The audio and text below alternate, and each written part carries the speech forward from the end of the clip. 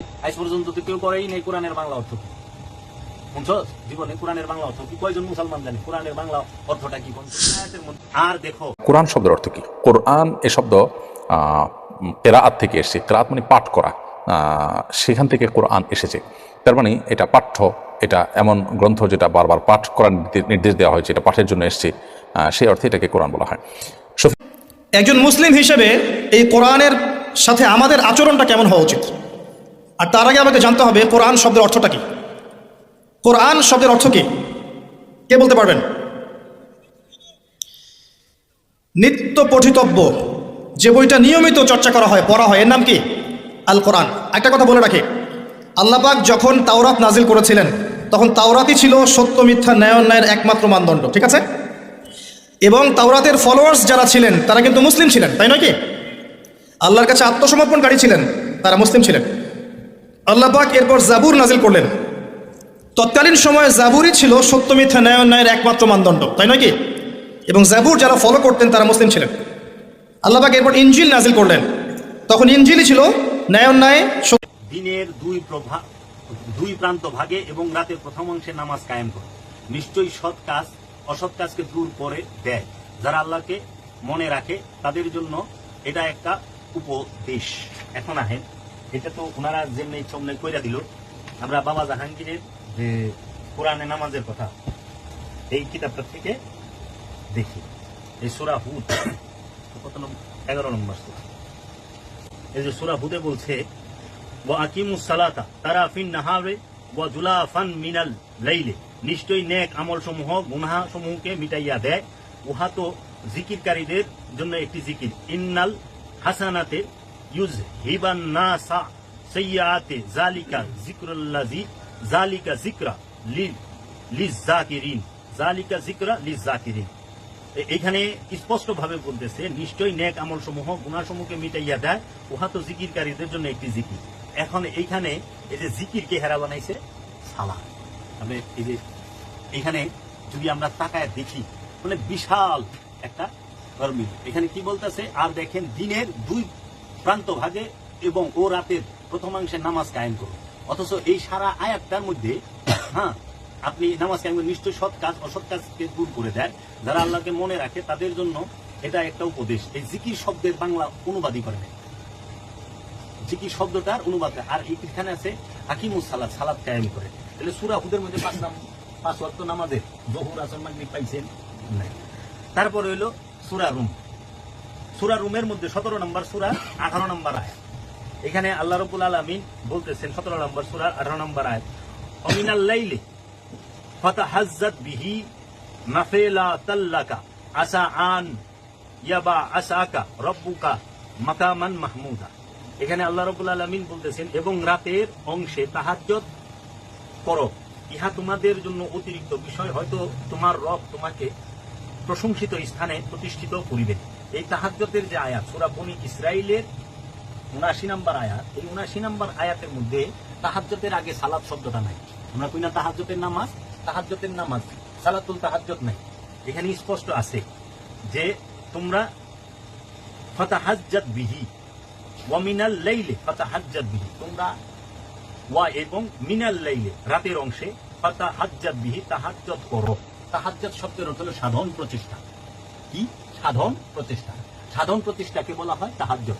কিসের সাধন প্রচেষ্টা?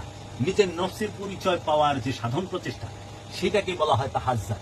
ওখানে এরা তাহাজ্জুদকে সালাত বানায় দিয়েছে কিন্তু এই আয়াতের মধ্যে সালাতুল তাহাজ্জুদ শব্দটাই নেই। তাহাজ্জুদ আছে তাহাজ্জুদ শব্দ আছে কিন্তু সালাত শব্দটাই আয়াতেই নাই অথচ এরা তাহাজ্জুদের নামাজ বানায় দিয়েছে। এই 79 নম্বর আয়াতে তাহাজ্জুদ শব্দ আছে কিন্তু সালাত শব্দ নাই।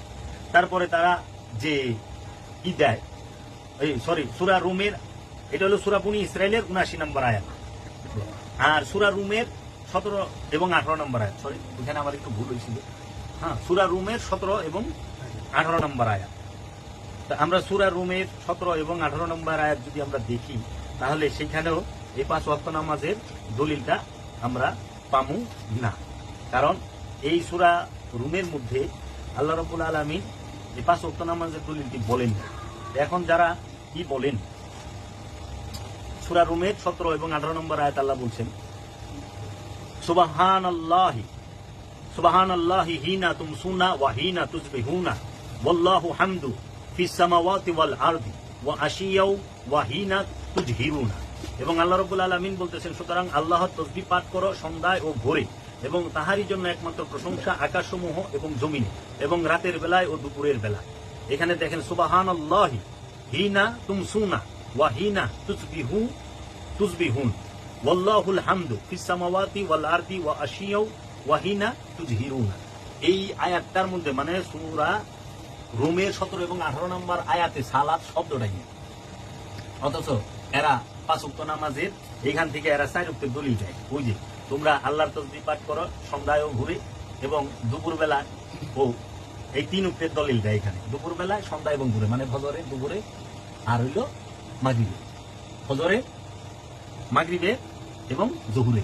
ঠিক মানে ওই আমি একজনের কাছে একটা গল্প শুনছিলাম, মানে এরা 16 একজনে বলছিল যে ভাই আমি 16 বছরের একজন রমণী লাগবো, নারী লাগবো, তারই আমি বিয়ে শাদী করি।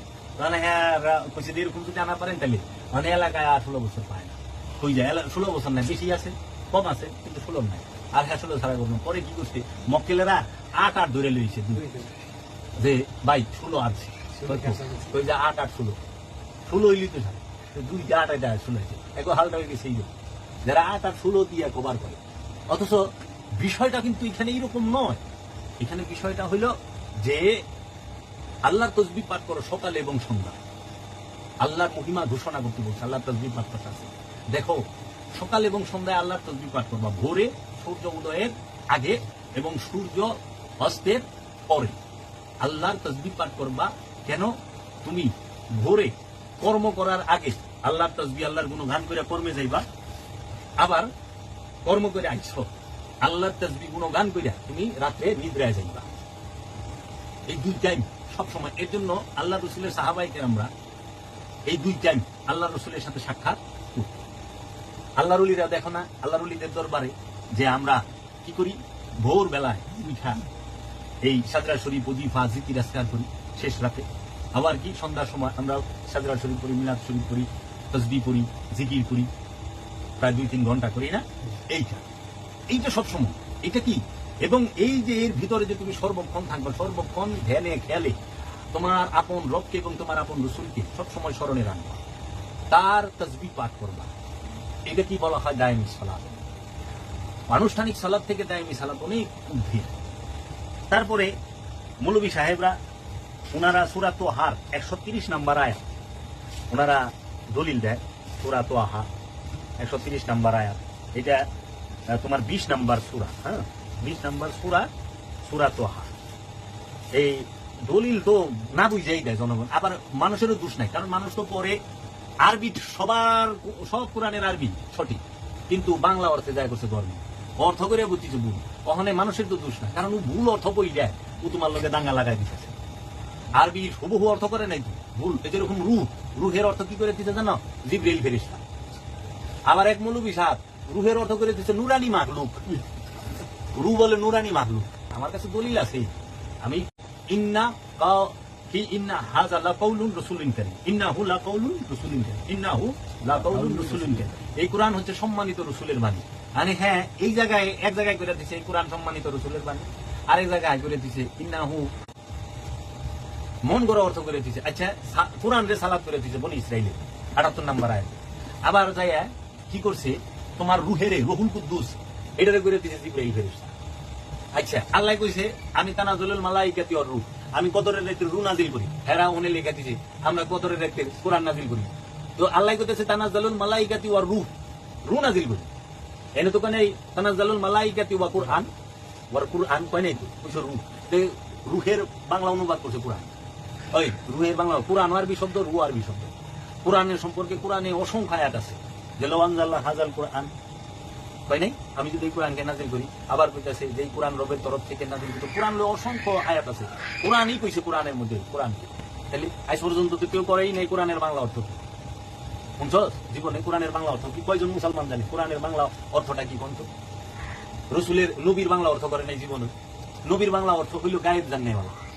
নবী শব্দের অর্থ হিডেন নলেজ, গায়েব জানেওয়ালা। যে গায়েব জানে তিনিই হলো নবী, তাকেই বলা হয় নবী। যেটা আবু জেহেল মানত যে মোহাম্মদ, আব্দুল্লাহর বেটা মোহাম্মদ যেহেতু বলছে যে সে নবী, তাহলে অবশ্যই গায়েব জানে। সে মুখ বেড়ে কঙ্কর লয়ে আয় কইছে আমার হাতে কি তুমি যদি কয়ে পারো তাহলে আমি বুঝুম তুমি নবী। কারণ তুমি তো কইছো নবী। নবী দেয়ালের অন্তরালের খবর রাখে, দেয়ালের বাইরের খবর জানে, সব দৃশ্যের খবর জানে।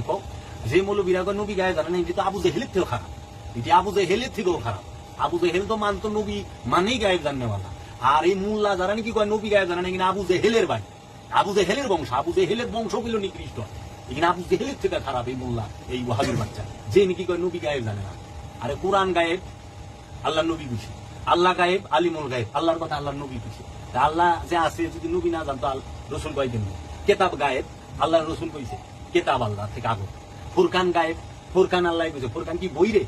বইরে ফুরকান কয়, কিতাব নয় কলি। ফুরকান কি ফুরকান কারে কয়? ফুরকান ইসলাম তো পড়ছস, মৌলবীরা বাইর করা পারছে ফুরকান।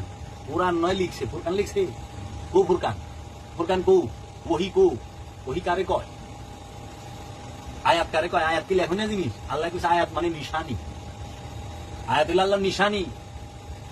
আয়াত নিদর্শন, আল্লাহ নিশানি না নিদর্শন। বুঝছস? তাইলে বুঝতেই বু। এখন এই মৌলবীরা ভুল অর্থ কইরা এক করে জগা খিচুড়ি পাকায় খেয়ে দিছে। হ্যাঁ, এর জন্য আমরা সাত পাই নাই যে সূরা তোহার 130 নম্বর আয়াত আল্লাহ বলছে ওয়ামিন আনাই লাইলি ফাসাব্বিহ ওয়া আতরাফান নাহার। আল্লাহ বলছেন এবং রাতের মধ্যে এবং দিনের শেষ সময় তাসবিহ করো। রাতের মধ্যে এবং দিনের শেষ সময়, ওই যে রাতের মধ্যে এবং দিনের শেষ সময়। বুঝছো? রাতের মধ্যে এবং দিনের শেষ সময় কোনটা? সন্ধ্যা। সন্ধ্যার তাসবিহ পাঠ করতে হচ্ছে। আর রাতের মধ্যে এই সারা রাত তুমি তাসবিহ আল্লাহর ইবাদতে কাটাও। আরে এনে হেরা বানায় দিছে ওই যে মানে কি যে করছে সারা কোরআনে একটা স্থানেও এইভাবে তাদের কোনো দলিল তারা দিতে পারে নাই। এবং সূরা বাকারার 238 নম্বর আয়াতে দেখায়। এখন আমরা সূরা বাকারার 238 নম্বর আয়াত দেখুন। আল্লাহ কি কইতেছে? আল্লাহ রাব্বুল আলামিন সূরা বাকারার 238 আয়াতে বলতেছে হাফিজু, তোমরা হেফাজত করো, তোমরা রক্ষা করো। আলা উপর, সালাতি সালাতের, ওয়া এবং সালাতিল সালাত উস্তা মধ্যবর্তী, মাঝামাঝি, মধ্যকালীন। সালাতের উপর হেফাজত করো এবং মধ্যবর্তী সালাতে হেফাজত করতে আল্লাহ রাব্বুল আলামিন বলছেন। ওয়া এবং হুম, তোমরা দাঁড়াও, লিল্লাহি আল্লাহর জন্য, কানিতিন বিনীত হইয়া, অনুগত বিনীত হইয়া আল্লাহর জন্য দাঁড়াইতে কইছে। তোমরা দাঁড়াও আল্লাহর জন্য বিনীত হইয়া। তাইলে সালাতকে হেফাজত করতে কইছে এবং মধ্যবর্তী সালাত। তাইলে এই মধ্যবর্তী সালাত, এখন এই মধ্যবর্তী সালাত এরা বানায় আলাইছে জোহরের নামে। এখানে কি আছে? সালাতুল জোহর। হ্যাঁ, হাফিজু আলা সালাতি সালাওয়াতি, হাফিজু আলা সালাওয়াতি ওয়া সালাতিল উস্তা। মানে এরা 14 ওয়াক্ত নামাজের মধ্যে সালাতুল উস্তা একটা নামাজ। এই বিষয়গুলো বুঝতে হবে। এরপর দলিল শেষ। কোনটা? ওয়াহাবির দলিল সূরা বনী ইসরাঈলের 78 নম্বর আয়াত, সূরা হুদের 114 নম্বর আয়াত, সূরা রুমের 17-18 নম্বর আয়াত, সূরা বাকারার 238 নম্বর আয়াত এবং সূরা তোহার 130 নম্বর আয়াত। তাহলে এই যে আয়াতগুলো তাহারা বললো, এই আয়াতগুলো আমরা তো দেখাইলাম। এখন আমরা যে দাইমি সালাতের কথা এইটা হুন্না না বাবা। আসো, ফকির কোরআন গবেষণা করে কিনা দেখো ফকির কি কইতেছে। সূরা মারিজ, কোরআনে 70 নম্বর সূরা, কোরআনে ক্রমিক নম্বর হলো 70 নম্বর সূরা তোমার 23 নম্বর আয়াতে আল্লাহ বলতেছেন আল্লাযীনা হুম আলা সালাতিহিম দায়মুনা। শব্দে আল্লাযীনা, যাহারা, হুম তাহারাই, আলা উপর, সালাতিহিম তাহাদের সালাত, দায়মুনা দায়মি চিরস্থায়ী। তাহারাই মুসল্লি যারা দায়মি সালাতের উপরে দণ্ডায়মান। তাহারাই মুসল্লি যারা দায়মি সালাতের উপরে দণ্ডায়মান। মুসল্লি কারা? যারা সর্বক্ষণ সালাতের উপরে দণ্ডায়মান, যারা 5 ওয়াক্ত নামাজ পড়ে, তাগো কোরআন মুসল্লি পায় নাই। যে কোরআন বলে নাই কি যে আল্লাযীনা হুম আলা সালাতিহিম খামসা ওয়াক্ত, যারা তাহাদের 5 ওয়াক্ত নামাজে থাকে তাহারা মুসলিম। এটা কিন্তু কেন আল্লাহ কইছে আল্লাযীনা হুম আলা সালাতিহিম দায়মুন, তাহারাই মুসল্লি যারা সর্বক্ষণ তাদের সালাতের উপরে দণ্ডায়মান। এখন এই মুসল্লি হইতে গেলে তার 3টা গুণ থাকতে হইব। মুসল্লি হওয়ার শর্ত 3টা। কয়টা মুসল্লি হওয়ার শর্ত? 3টা। আর মুসল্লির গুণ কয়টা? 8টা। এই সূরা মারেজেই কই দিয়েছে, সূরা মারেজের 19 নম্বর আয়াত, খুব খেয়াল করুন।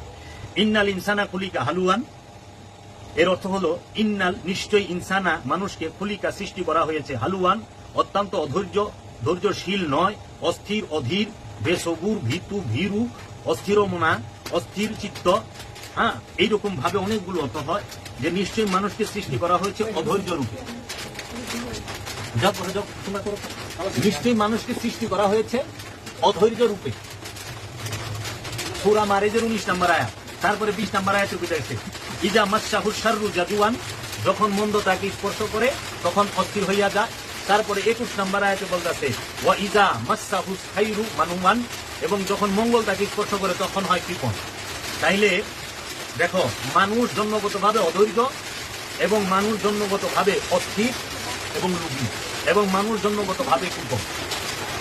মানুষ জন্মগতভাবে অধৈর্য, অস্থির, কৃপণ। ইল্লাল মুসাল্লি, 22 নম্বর আয়াতে ইল্লাল মুসাল্লি, মুসল্লি ছাড়া।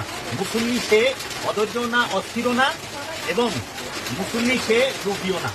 মুসল্লি অধৈর্য, অস্থির না, কৃপণ না, লোভীও না।